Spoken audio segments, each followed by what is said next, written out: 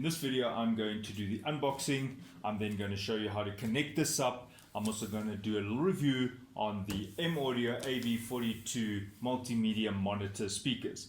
Right, straight out of the box, we're looking at the size of the box of 400 by 280.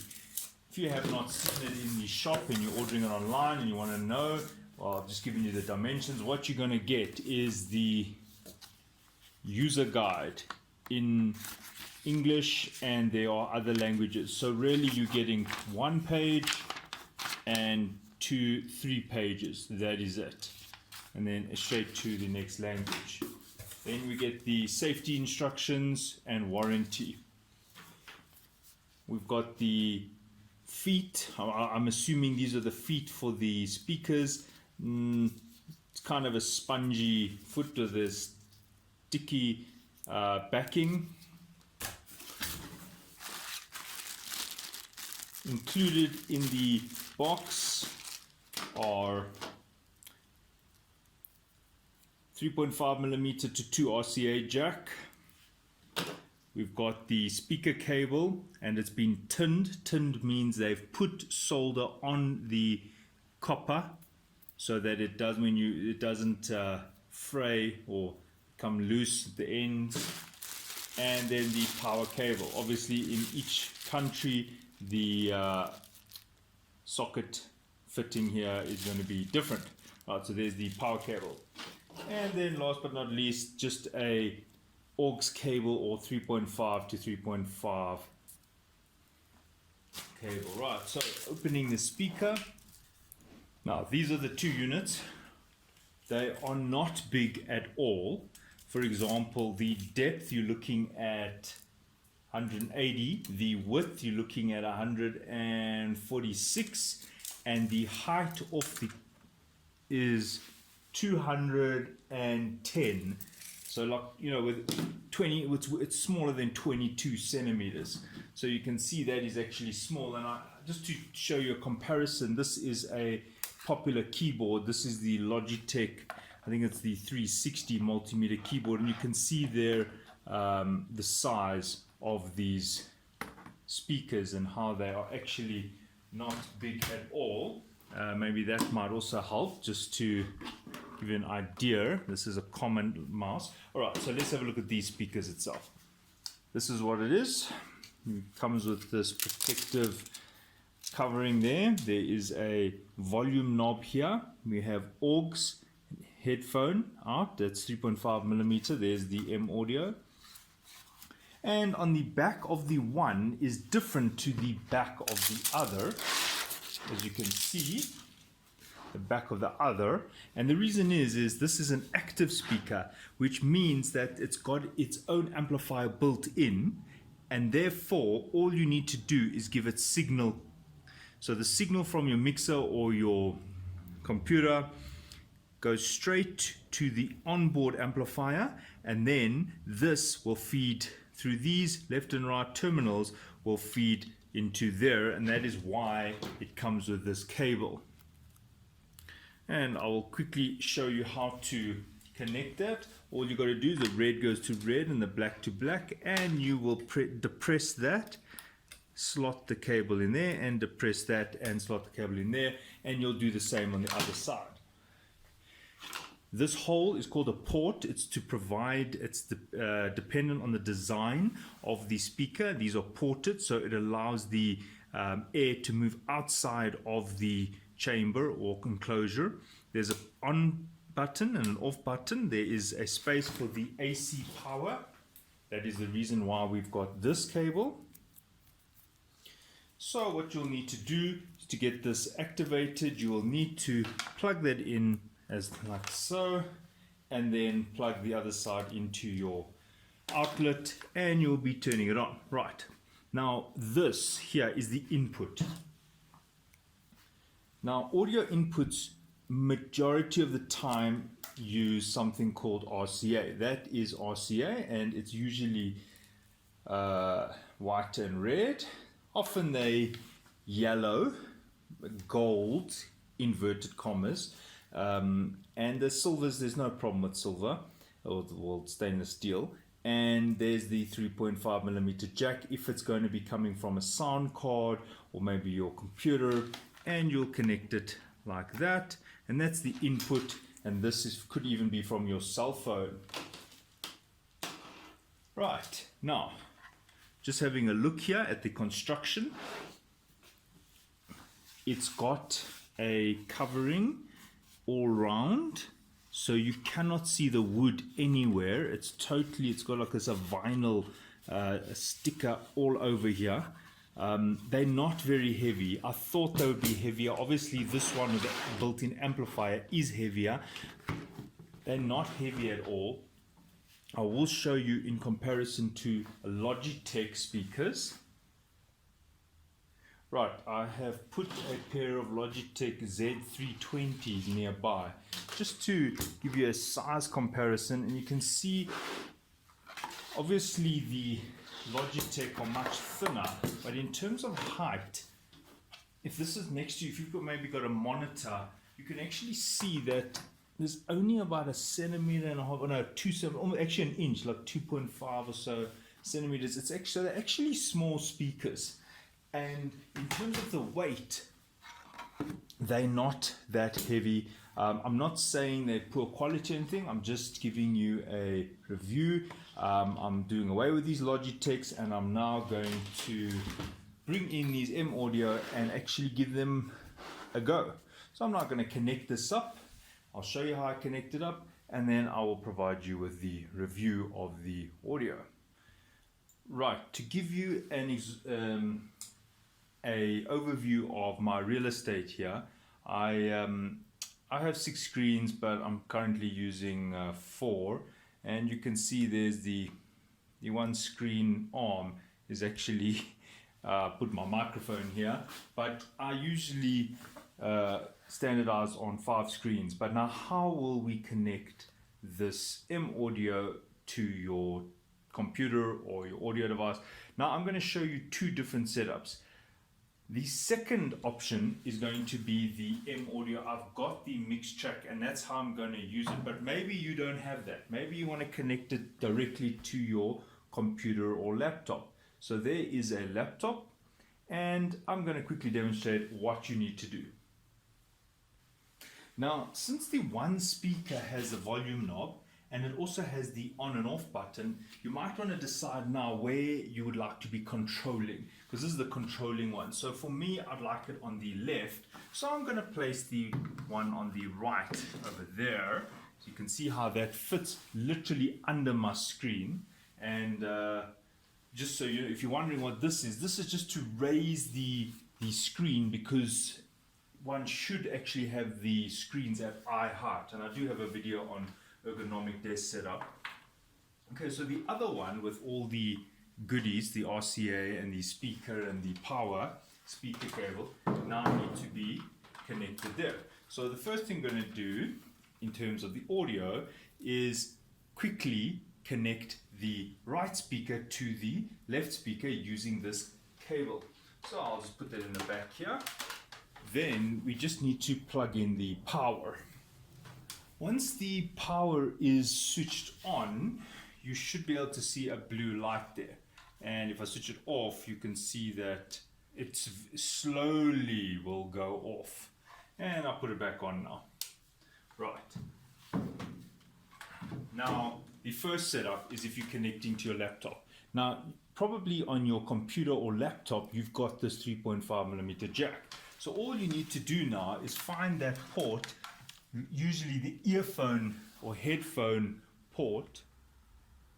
Right, so what you would now do is connect it. If it's on a laptop or a computer, you would connect it. As you can see, there's the headphone option. If you don't have a line output, well, then you're forced to use the headphone. But if you've got a high quality sound card or maybe an external sound card, at this point you'd rather use the line output. Now, just so there's no confusion, we cannot put it into line in. It has to be line out or headphone out.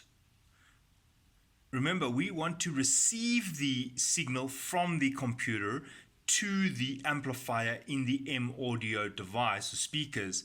So it is the line out or headphone. So in this case, you wouldn't put it line in. That would be wrong. Right, so in summary, we've got the output. Remember, the audio is originating from the laptop, coming through this cable into the input. In this case, it happens to be a left and right RCA cable of the active speaker, active because it has an amplifier built in. Make sure it's on, and now we're ready to hear the music. The music is stored on the computer. All right, that is the first way of connecting up the speakers.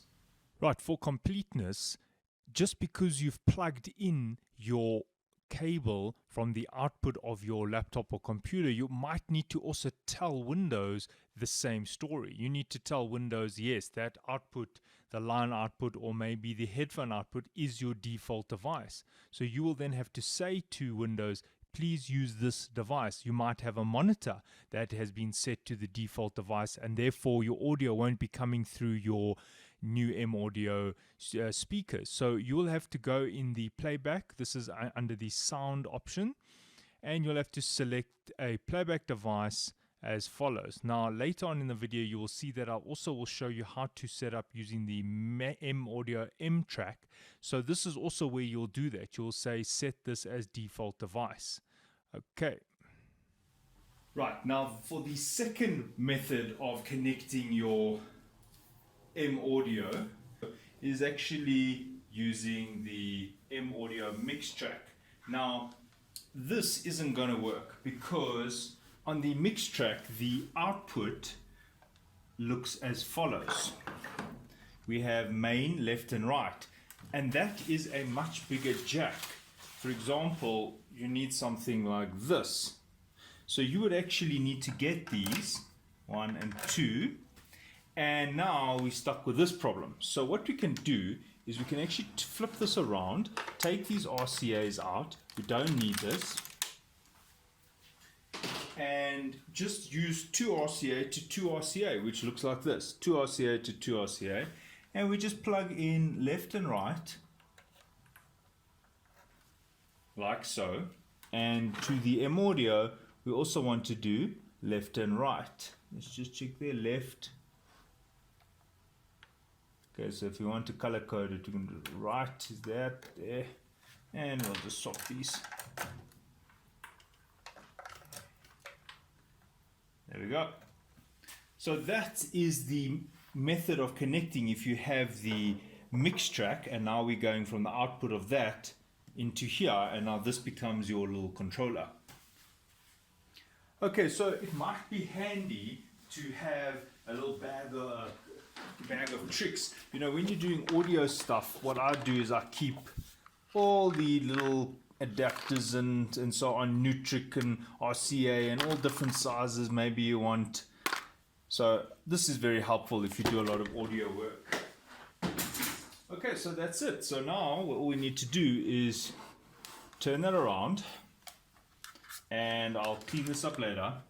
So now we can control the audio from the mix track.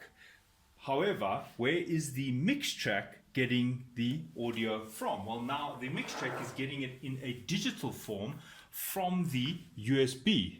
So there's the USB-C, which must be connected to a USB port on your laptop or computer. And then in your settings on your computer, you will now need to tell it the audio output, which will no longer be the headphone or line output. It will now be the mix track. And obviously you'll have to install the mix track software. So that is how you connect up the M-Audio AV42 speakers. I will now move on to the review part of how good are these speakers. Do I give them a thumbs up or not?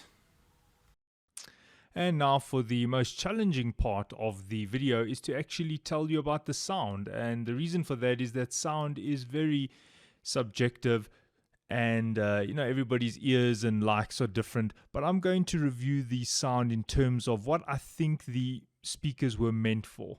And I think the title here says Professional Media Creation, which tells me that it should be the studio design, which means that the speaker and amplifier should really just reproduce the sounds that you have made or that you have recorded. It should not add extra treble or add extra bass. So it shouldn't try and make the sound better. It should actually give you what we call a flat response.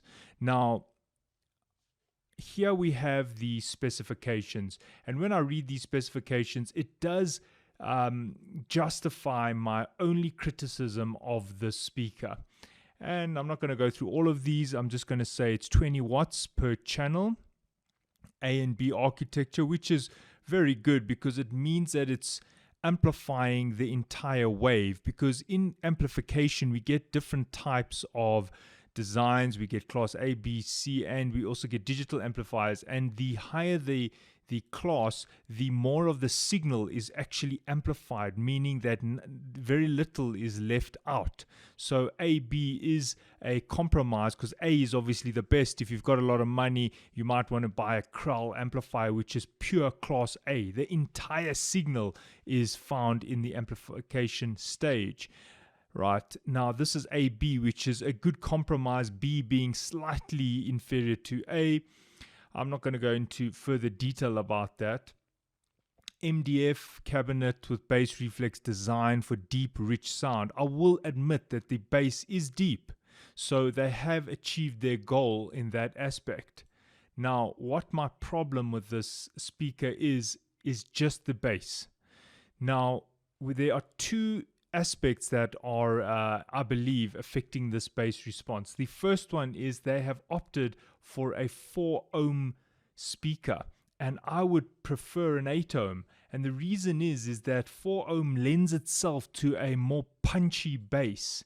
And that's when we do car audio and things like that, even 2 ohms, to really allow the current to flow and really give you a more lively, hard-hitting bass. So I do not know for sure if the bass that I'm creating on my music software or whatever is actually going to be represented accurately on these speakers. And having done a test, my reference speakers are the AKG Studio 270 headphones. That's kind of what I use as my reference. And I feel like these M-Audios are over-responsive in the low bass. When I say low, I mean the 60 to about 100 hertz frequency range. So one's got to be careful when they are using these M-Audios as a reference for sound, because studio speakers should not really adjust the sound at all. They should really just give you what you have just created. Other than that, I can say these speakers are very good.